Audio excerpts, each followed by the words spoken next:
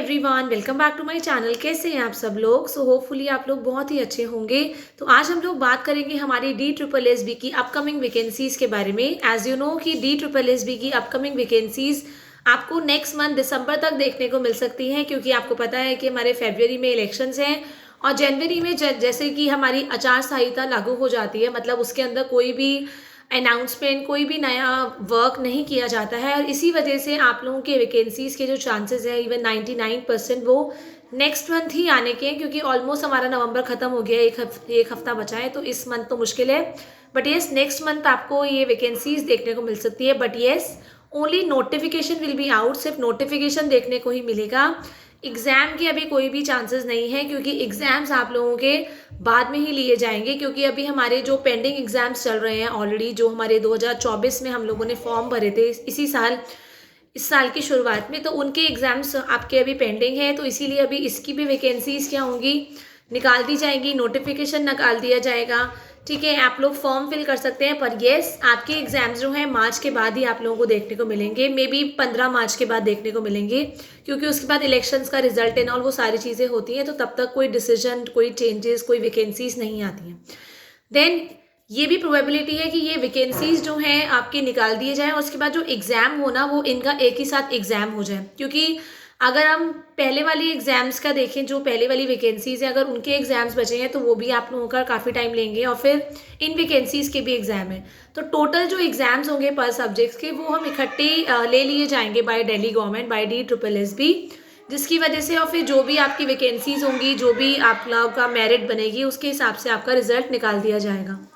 तो इस बार भी आप लोगों को जैसे कि हमेशा देखने को मिलती है PGTs की वैकेंसीज, TGTs की वैकेंसी, PRT की आपकी वैकेंसी हो गई, इस बार स्पेशल एजुकेटर की वैकेंसी, ये सारी की सारी वैकेंसीज आप लोगों को, इवन NTT की वैकेंसीज ये देखने को मिलेंगी along with non teaching post. ठीक है, तो एक बार हम लोग ब्रीफ में एकदम शॉर्टकट में मैं आप लोगों को बता देती हूँ, क्योंकि आप में से काफ़ी सारे ऐसे कैंडिडेट्स होंगे जिन्होंने जस्ट नाउ अभी अपना टीचिंग कोर्स कंप्लीट किया होगा और अभी वो पहली बार ये फॉर्म भर रहे होंगे, तो ये आप लोगों को पता होना बहुत ज़रूरी है इस बारे में। तो इसीलिए शॉर्टकट में बात कर लेते हैं एलिजिबिलिटी के बारे में। तो अगर आप लोग PRT के लिए अप्लाई करना चाहते हैं इन DSSB PRT, first of all आप लोगों के पास क्लास 12th होने चाहिए विथ 50% मार्क्स।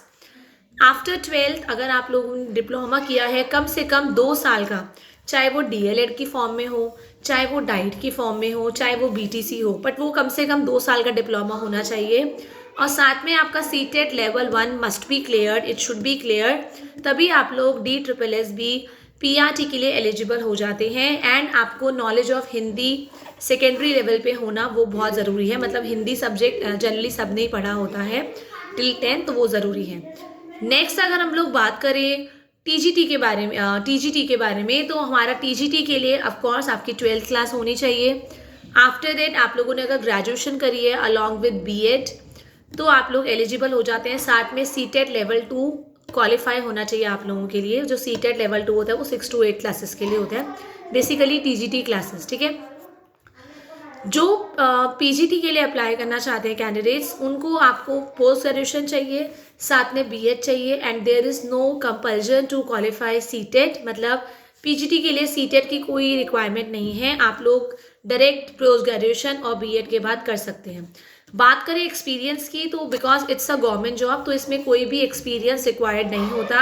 अगर आप फ्रेशर भी हैं पर अगर एग्जाम को क्वालिफाई कर लेते हैं तो you are all welcome from the side of DSSB। But अगर आपके पास 10 साल का भी एक्सपीरियंस है और आपने एग्जाम क्वालिफाई नहीं किया तो you are no more eligible for applying to DSSB। ठीक है, तो मतलब एक्सपीरियंस, कई बार कैंडिडेट्स ये पूछते हैं कि एक्सपीरियंस की ज़रूरत है, तो no, not at all. Delhi government के अंदर कोई भी एक्सपीरियंस की ज़रूरत नहीं होती है जब आप लोग गवर्नमेंट जॉब का एग्जाम क्लियर करते हैं। Then there is no interview in that. आपको पता है टीचिंग पोस्ट के लिए जब हम लोग बात करते हैं इसमें कोई इंटरव्यू नहीं होता है, आपके रिटर्न के बेस पे, मतलब रिटर्न ही सब कुछ है। रिटर्न में आपने जैसा स्कोर कर दिया उसके बेसिस पे मेरिट तैयार की जाती है और आप लोगों को अपनी सीट मिल जाती है, ज्वाइनिंग मिल जाती है। ठीक है, बात करें एज क्राइटेरिया का, अगर हम PRT की बात करें या NTT की बात करें, NTT में से आप लोगों का NTT नर्सरी टीचर होना चाहिए या BEd इन नर्सरी आप लोगों ने किया हो, साथ में 12th हो, तो आप लोग अप्लाई कर लेते हैं। इसमें भी आप लोगों के लिए कोई भी सीटेट की रिक्वायरमेंट नहीं होती है, ठीक है। देन एनटीटी पीआरटी के लिए जो आपकी एज लिमिट होती है, चाहे आप मेल हैं चाहे आप फीमेल हैं, वो 30 साल होती है, 30 ईयर्स होती है। अगर हम टीजीटी की बात करते हैं तो 32 years is the age limit for males as well as for females. And अगर हम लोग पीजीटीज की बात करें तो पीजीटीज में जो आपकी एज लिमिट होती है, it is 36 for female as well as males. जब हम बात करते हैं टीजीटी की, मैंने आपको बताया 32 for mails and females, but females के लिए यहाँ पे एज रिलैक्सेशन दिया जाता है टिल 40 साल। पहले ये 10 साल का दिया जाता था एज रिलैक्सेशन, बट अब ये 8 साल का हो गया है। अगली बार देखते हैं 2025 में, वैसे तो पूरा यही चांसेस है क्योंकि इलेक्शंस अगर जीतने हैं दिल्ली गवर्नमेंट को तो ये सारे क्राइटेरिया रखने पड़ेंगे, तो इसीलिए इस बार भी आपको एज रिलैक्सेशन डेफिनेटली मिलेगा फॉर फीमेल्स। आप में से काफ़ी सारे कंफ्यूज थे कि क्या एज रिलैक्सेशन इस बार मिलेगा, तो येस, इस बार भी आपको एज रिलैक्सेशन मिलेगा। अगर आप लोग कोई रिजर्व कैटेगरी से, अगर आप SC ST कैटेगरी से हैं तो आपको 5 साल का एज रिलैक्सेशन मिलता है, चाहे आप पीआरटी, टीजीटी, एनटीटी या पीजीटी की बात करें, सब में। और अगर आप ओबीसी कैटेगरी से हैं तो आपको 3 साल का एज रिलैक्सेशन मिलता है, ठीक है। बाकी पीडब्ल्यूडी कैटेगरी को 10 साल का एज रिलैक्सेशन है। ये सारी डिटेल्स जो हैं वो सबके लिए सेम होती है, ठीक है। देन DSSS में सबसे बड़ा मेन प्रॉब्लम या मैं बताऊँ मेन चैलेंज यही होता है कि आपको पीआरटी, टीजीटी के अंदर एनटीटी में 200 क्वेश्चंस देखने को मिलते हैं, जो आपको 200 क्वेश्चंस है और 180 मतलब 2 घंटे में करने होते हैं, दैट इज 120 मिनट में करने होते हैं 200 क्वेश्चंस। एंड अगर आप ऑन एन एवरेज लगाएंगे, हार्डली आपको 34 सेकेंड्स टू 35 सेकेंड्स मिलते हैं पर क्वेश्चंस टू कंप्लीट, ठीक है। जबकि केवीएस में आपको पता है एक क्वेश्चन करने के लिए 1 मिनट मिलता है, 180 मिनट होते हैं और 180 क्वेश्चंस होते हैं। पर इसमें इस चीज़ का ध्यान रखें कि टाइम बहुत कम होता है, सिलेबस बहुत ज़्यादा होता है और क्वेश्चंस भी बहुत सारे होते हैं, तो इसीलिए स्पीड का बहुत ध्यान रखना है, एंड स्पीड प्लस एक्यूरेसी। और आपको ये भी पता होना चाहिए, one more challenge in DSSS is that कि इसमें नेगेटिव मार्किंग भी होती है। अब ये सारी चीज़ें इसलिए होती हैं क्योंकि यहाँ पे DSSS भी आपका स्टैंडर्ड एग्जाम होता है, harder than all the exams, ज़्यादा मुश्किल होता है थोड़ा। क्यों? क्योंकि DSSS का एग्जाम्स जो हैं ऑल ओवर इंडिया के कैंडिडेट दे सकते हैं, तो इसमें कंपटीशन बहुत हार्ड होता है। और इसीलिए कंपटीशन में सिलेक्टेड कैंडिडेट्स को, जो एलिजिबल कैंडिडेट्स हैं, योग्य कैंडिडेट्स हैं, उनको क्वालिफाई करवाने के लिए, उनको ढूंढने के लिए, सिलेक्ट करने के लिए पेपर भी मुश्किल बनाया जाता है, नेगेटिव मार्किंग भी रखी हुई है, टाइम भी कम रखा हुआ है। इसीलिए ये सब किया जाता है ताकि जो एक्चुअली में सबसे ज़्यादा एलिजिबल है, सबसे ज़्यादा योग्य है फॉर द पोस्ट, हम उसको फाइंड आउट कर सके। तो इस चीज़ का आप ध्यान रखेंगे। यहाँ पे आपको टाइम लिमिट का भी बिल्कुल देखना है। नेगेटिव मार्किंग, अगर एक क्वेश्चन सही करेंगे तो 1 नंबर मिलेगा, अगर एक क्वेश्चन गलत कर दिया 0.25 नंबर कट जाएंगे, मतलब 4 क्वेश्चन गलत कर दिए तो 1 नंबर वहाँ कट गया। तो इस चीज़ का बेसिकली आपको ध्यान रखना है कि जिस क्वेश्चन के लिए आप लोग श्योर ना हो, अगर 90% श्योर है तो ऑफकोर्स आप गेस कर दीजिए, पर आपको अगर लग रहा है 50-50 है और आपको लगता है कि हाँ मैंने अब इनफ क्वेश्चंस कर दिए, तो उसके बाद आप वो क्वेश्चन छोड़े तो बेटर है। तो DSSS के अंदर आपको अपना टारगेट ये रखना है कि अगर मैं 200 क्वेश्चंस कर रही हूँ तो अगर मैं 150 भी करके आई हूँ ना उसके अंदर से, या करके आया हूँ उसमें से, वो 150 के 150 करेक्ट हो। तो इसी वजह से पेपर कॉम्प्लीशन पे ध्यान नहीं देना है, हमेशा मेन टारगेट ये रखना है जब आप DSSS की प्रिपरेशन कर रहे हैं कि मुझे ये पेपर कंप्लीट नहीं करना है, पर मुझे जितना कंप्लीट कर रहा है ज़्यादा से ज़्यादा क्वेश्चंस कंप्लीट करने हैं, और एक्यूरेसी मतलब वो क्वेश्चन जो मैं कर रही हूँ वो ठीक होने चाहिए, इस तभी आप लोग क्वालिफाई कर पाएंगे। अगर ऐसा सोचेंगे कि 200 के 200 क्वेश्चंस करके आने हैं तो जो कर रहे हैं वो भी खराब हो जाएंगे। और वो क्यों खराब हो जाएंगे? क्योंकि जब आप गलत आंसर स्टिक करेंगे ना तो माइनस में मार्किंग, नेगेटिव मार्किंग हो जाएगी। तो इसीलिए बेटर कि हम 160 क्वेश्चंस करें या 150 क्वेश्चंस करें, बट वो हम इतने श्योर हो कि हाँ अगर मैंने 200 में से 150 करे हैं तो मेरे एटलीस्ट 145 तो आएंगे या 146 तो आएंगे। इस चीज़ का पूरा ध्यान रखना है। इसीलिए आज से फिर दोबारा एक नई शुरुआत करिए। 3 महीने का टाइम आपके पास आराम से है। और मैं ये बता सकती हूँ कि अगर आप लोग अभी भी शुरुआत कर रहे हैं, अगर ज़ीरो से स्टार्टिंग भी कर रहे हैं, आप में से मेरे एक सब्सक्राइबर ने पूछा था कि हम ज़ीरो से स्टार्टिंग कर सकते हैं, ऑफकोर्स कहीं ना कहीं से तो शुरुआत करनी ही करनी है। चाहे आप हाउसवाइफ हैं, चाहे आप वर्किंग हैं, चाहे आप मेल हैं, चाहे आप फीमेल हैं, चाहे आप एक स्टूडेंट भी हैं, अगर आप लोग साइड बाय साइड पढ़ाई भी कर रहे हैं, शुरुआत से करना पॉसिबल अभी भी है। अपना टारगेट बनाइए, टाइम टेबल बनाइए और लग जाइए उसके पीछे। और टाइम टेबल ऐसा होना चाहिए फ्लेक्सिबल टाइम टेबल होना चाहिए। आई मीन ऐसा नहीं होना चाहिए कि हमने टाइम टेबल तो इतना हार्ड बना लिया 10 घंटे का 8 घंटे का और हम पढ़ ही नहीं पा रहे हैं, ठीक है। क्योंकि जब हम टाइम टेबल बनाते हैं और उसको फॉलो नहीं करते हैं ना तो बहुत डीमोटिवेशन आता है, हम हारे हुए महसूस करते हैं कि अरे हम नहीं कर पा रहे हैं। तो हमेशा बेसिकली 1 हफ्ते का टाइम टेबल बनाइए, या आज पढ़ लिया है रात को सोने से पहले अगले दिन का टाइम टेबल बनाइए। और मैं किस तरह करती थी, मैं कभी भी घंटों से घंटे गिन के नहीं पढ़ाई करती थी।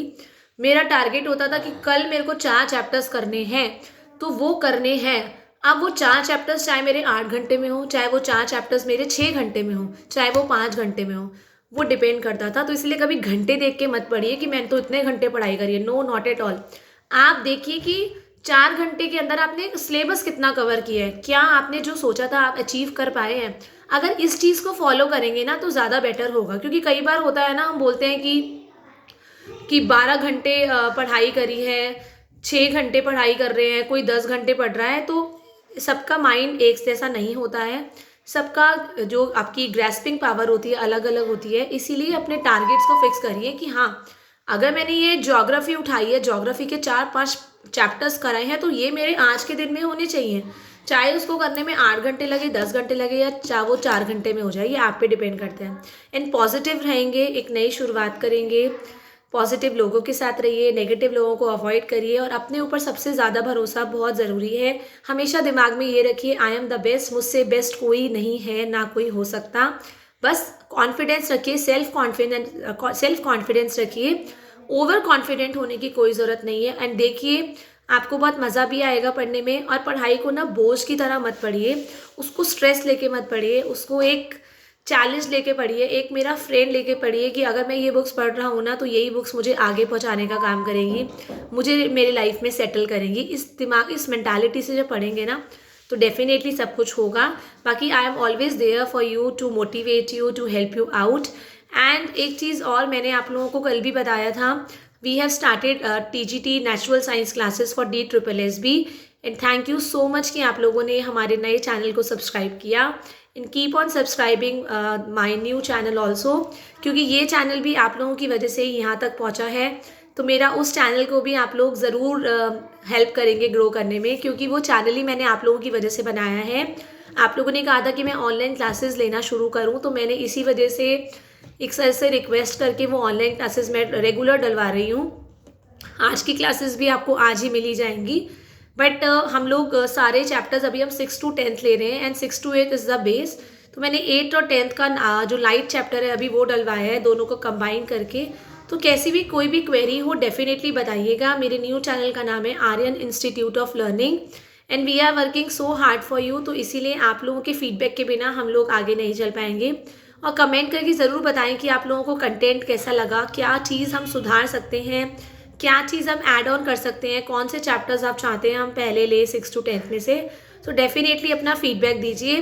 तो don't forget to subscribe my channel teach learn and grow with me. इसका नाम तो आप लोगों ने सुना होगा, but my new channel is Aryan institute of learning. Till the time, thank you everyone, have a nice day.